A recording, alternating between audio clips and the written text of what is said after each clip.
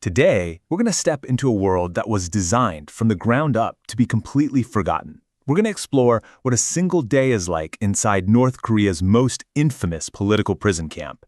But we're not going in as observers. We're going to see it from the inside. So let's start with a question. I want you to just imagine for a second that you've done nothing wrong. Absolutely nothing. You haven't broken any laws, you don't have any rebellious thoughts. By every possible measure, you're a loyal, completely innocent person. But here's the thing. Your innocence? It doesn't matter. Not one bit.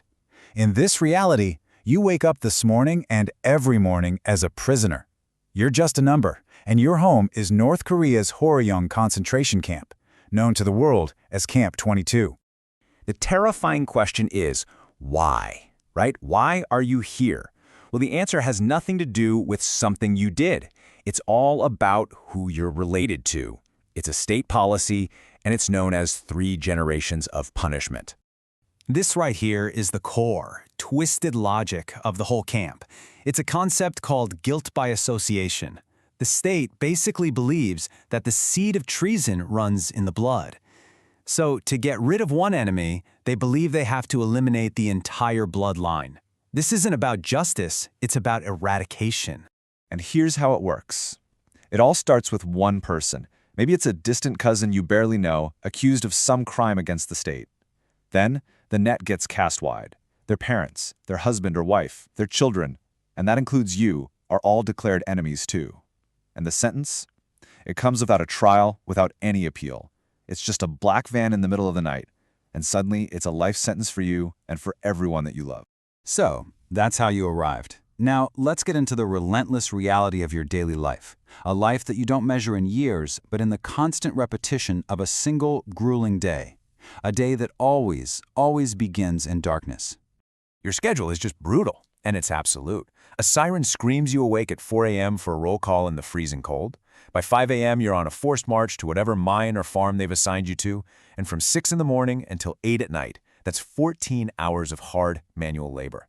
But the day still isn't over. It ends with an hour of so-called ideological re-education, right before you're finally allowed to just collapse in your barracks. Just think for a second about what this really means for your world. You leave for work long before the sun rises, and you return long after it sets. For almost all of your waking life, your entire world is the suffocating darkness of a coal mine. Now, what's really, horrifying about this system is how every single element is designed for control. And it all boils down to one simple, brutal equation. If you don't meet your work quota, you don't get your ration. You work or you don't eat. It's that simple.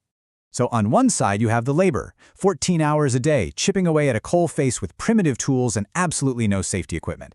The air is thick with dust, the threat of a tunnel collapse is constant. And on the other side, your reward for all that? It's a bowl of watery soup and a small portion of cracked corn, a diet that's scientifically calculated to keep you just alive enough to work another day. You can feel this reality in your own body. Your hands are permanently calloused, raw. Your lungs burn with every single breath. This, the state has decided, is your entire reason for existing, to be a disposable tool, digging resources out of the earth until you finally break. So, the crucial point here is that the official rations are not enough to survive on. They're not even close. They're a tool of control, not a source of sustenance. So, to fight off starvation for one more day, you are forced into a constant, desperate struggle. You have to become a hunter. You hunt for anything you can possibly find. We're talking rats, frogs, snakes, even insects. You catch them, you skin them, and you eat them raw, because starting a fire would just attract the guards. This isn't a choice. This is what survival looks like here. And this is the one feeling that never, ever leaves you. It's more than the exhaustion, it's more than the fear of the guards. It is the deep, gnawing ache of hunger. It is the constant reality that defines every single moment of your life in Camp 22. After hearing all this, you might still be holding on to some sliver of hope. Hope for release. Hope for an end to the sentence. Well, this final section, it confronts the ultimate grim truth of this place. The camp's true purpose. It's all right here in the numbers. The number of prisoners officially released from Camp 22, it's 0. The number of official survivors, also 0. This place was never built for rehabilitation. It was built as a final stop. So let's be absolutely clear. This is not a prison sentence with a possibility of parole. There is no release date circled on a calendar. It is a death sentence, one that's designed to be carried out slowly, over a lifetime of forced labor, starvation, and complete despair. And that brings us to one last, really provocative thought.